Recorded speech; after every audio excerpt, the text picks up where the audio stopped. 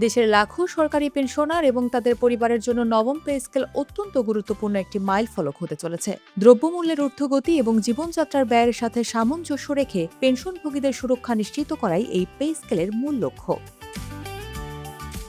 নবম বেতন কমিশনের সুপারিশে পেনশনারদের মূল পেনশনের হারে বৈপ্লবিক পরিবর্তনের প্রস্তাব করা হয়েছে। বিশেষ করে নিম্ন ও মধ্যম গ্রেডের পেনশনারদের জন্য এখানে সবচেয়ে বড় সুখবর রয়েছে।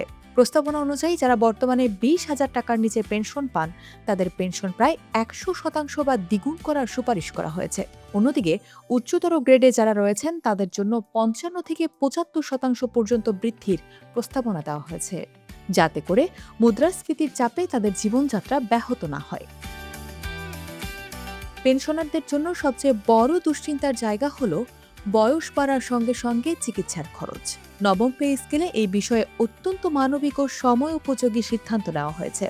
সুপারিশ অনুযায়ী 75 বছরের বেশি বয়সী পেনশনারদের জন্য মাসিক চিকিৎসা ভাতা বর্তমানের তুলনায় কয়েক গুণ বাড়িয়ে 10,000 টাকা করার প্রস্তাব দেওয়া হয়েছে।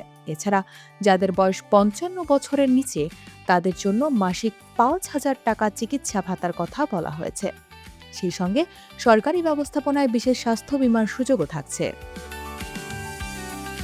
শুধু মূল পেনশন নয়, উৎসব ভাতা এবং নববর্ষ বা বৈশাখী ভাতার ক্ষেত্রেও আসছে বড় পরিবর্তন। বর্তমানের 20% বৈশাখী ভাতাকে বাড়িয়ে 50% উন্নীত করার একটি প্রস্তাব কমিশনে গুরুত্বের সঙ্গে আলোচিত হচ্ছে।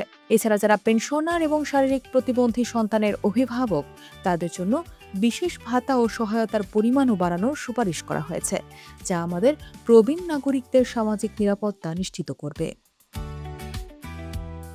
এখন অনেকের মনেই প্রশ্ন জাগছে, কবে নাগাদ এই সুবিধা কার্যকর হবে? তথ্য অনুযায়ী নবম পে স্কেলের চূড়ান্ত রূপরেখা বাস্তবায়নের জন্য 2026 সালের জুলাই মাসকে লক্ষ্যমাত্রা হিসেবে ধরা হয়েছে।